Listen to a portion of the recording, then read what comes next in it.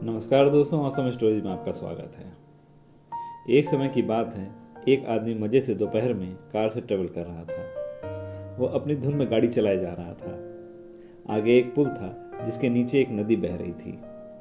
जब वो पुल पार कर रहा था, अचानक से उसको लगा कि गाड़ी चलाने में कुछ दिक्कत हो रही है। उसको अंदाज़ा हो गया था कि गाड़ी का कोई ना कोई टायर पंचर जरूर हुआ है। उसने नीचे उतर के देखा तो गाड़ी के पीछे वाला लेफ्ट साइड का टायर पंचर हो गया था।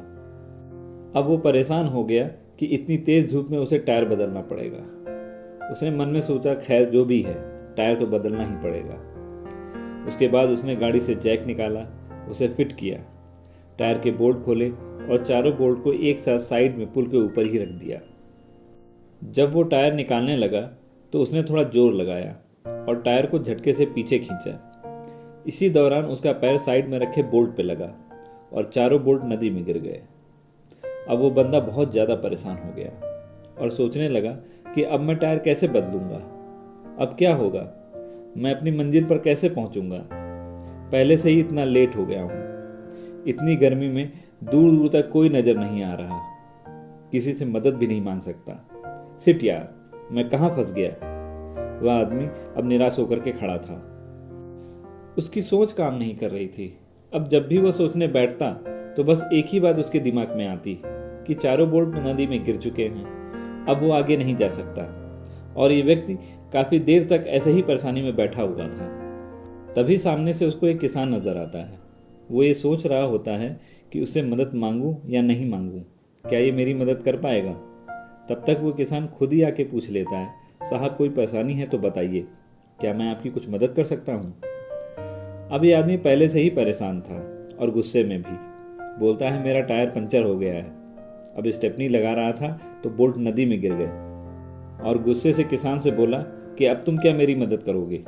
वो किसान समझ गया कि ये व्यक्ति गर्मी और परेशानी की वजह से गुस्से में है। किसान ने मुस्कुराते हुए बोला, यहाँ से 10 किलोमीटर की दूरी पर एक मैकेनिक है, उसके पास गाड़ी का सारा सामान मिल जाता है। तो वो आदमी बोला, पर मैं वहां जाऊंगा कैसे, बता तो दिया कि सारे बोल्ट नदी में गिर गए हैं। किसान बोला, वहां जाने के लिए आप एक काम कर सकते हैं। आप अपनी गाड़ी के बाकी 3 टायरों में से एक एक बोल्ट निकाल करके इस चौथे टायर में लगा लो और धीरे धीरे वहां गाड़ी चला करके ले जाओ, आपका काम हो जाएगा। वह आदमी बड़ी हैरानी से उसकी तरफ देखता है और उसका गुस्सा एकदम शांत हो जाता है और कहता है, भाई साहब, मैं इतनी देर से इस परेशानी से लड़ रहा था, आपने जरा सी देर में इसका हल निकाल दिया।